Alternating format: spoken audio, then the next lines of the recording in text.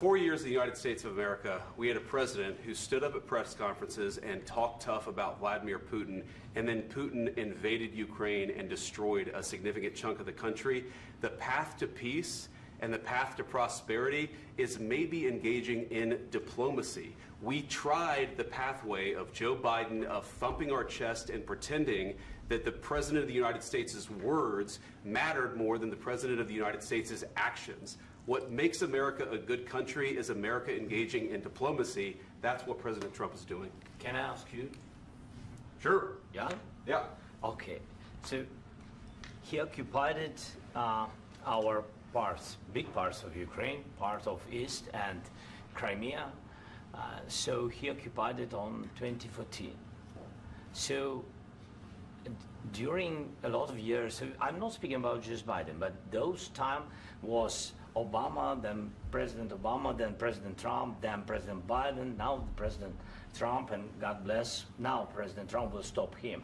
But during 2014, nobody stopped him. He just occupied and took. He killed people. You know what the contact 2015.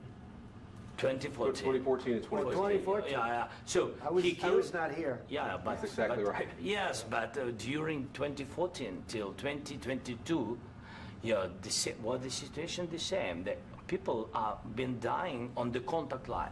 Nobody stopped him. You know that we had conversations with him, a lot of conversation, my bilateral conversation, and we signed with him, me, like a new president. In 2019, I signed with him the deal. I signed with him, Macron and Merkel, we signed ceasefire. Ceasefire. All of them told me that he will never go. We signed him with gas contract. Gas contract. Yes, but after that, he broken this ceasefire. He killed our people and he didn't exchange prisoners. We signed the exchange of prisoners, but he didn't do it. What kind of diplomacy, JD, you are speaking about? What do you mean?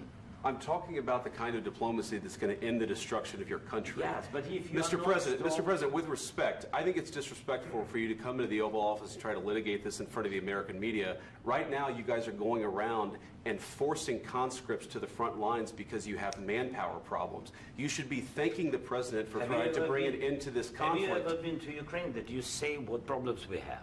I have been to. Come once. I've actually watched and seen the stories, and I know what happens is you bring people, you bring them on a propaganda tour, Mr. President.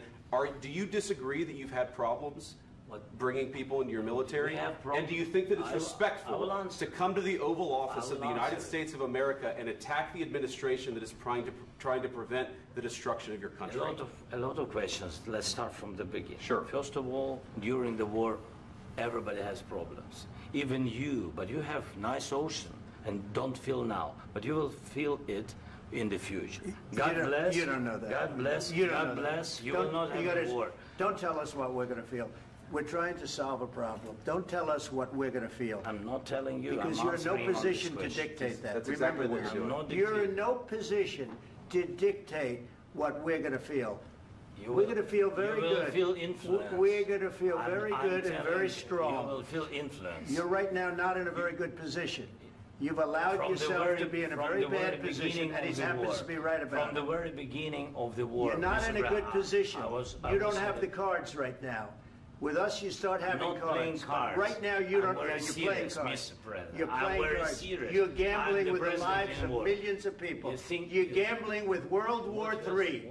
You're gambling with World War III. And what you're doing is very disrespectful to the country, this country. That's back to you. Far more than a lot of people said they should have. Have you said thank you once? This entire meeting? No, in this entire meeting, have you said thank you? You went to Pennsylvania and campaigned for the opposition in October. Offer some words of appreciation for the United States of America and the president who's trying to save your country. Please, you think that if you will speak very loudly about the war, you can... He's not speaking loudly. He's not speaking loudly. Your country's in big trouble. Can I Wait a minute. No, you've done a lot of talking. Your country is in big trouble. I know. You're not winning. You're not winning this. You have a damn good chance of coming out okay because of us. Mr. President, We are staying in our country, staying strong from the very beginning of the war. We've been alone, and we are thankful. I said thanks in this cabinet, and not only in this cabinet. We gave you, through this stupid president, $350 billion. We gave you military equipment, and you men are brave, but they had to use our military. If you didn't have our military equipment, this war would have been over in 2 weeks. In 3 days. I heard it from Putin. In 3 days. This is something maybe new. Less. In 2 weeks. Of course, yes. It's going to be a very hard thing to do business like this. Again, I tell you. just say thank you. I said a lot of times to American people. Accept that there are disagreements, and let's go litigate those disagreements rather than trying to fight it out in the American media when you're wrong. We know that you're wrong. But you see, I think it's good for the American people to see what's going on. I understand, sir. I think it's very important. That's why I kept this going so long. You have to be thankful. You don't have the cards. You're buried there. Your people are dying. You're running low on soldiers. Listen, you're running low on soldiers. It would be a damn good thing. And then you tell us, I don't want a ceasefire. I don't want a ceasefire. I want to go, and I wanted this. Look. If you could get a ceasefire right now, I tell you, you take it so the bullets stop flying and your men stop getting killed. Of course, we want to stop the war. But you're saying you don't want a ceasefire. But I said to you, I want a ceasefire. With guarantees. Because you'll get a ceasefire faster than an agreement. Ask our people about ceasefire, what they think. That wasn't with me. That wasn't with me. That was with a guy named Biden, who was not a smart person. That was with Obama. It was your president. Excuse me. That was with Obama, who gave you sheets, and I gave you javelins. Yes. I gave you the javelins to take out all those tanks. Obama gave you sheets.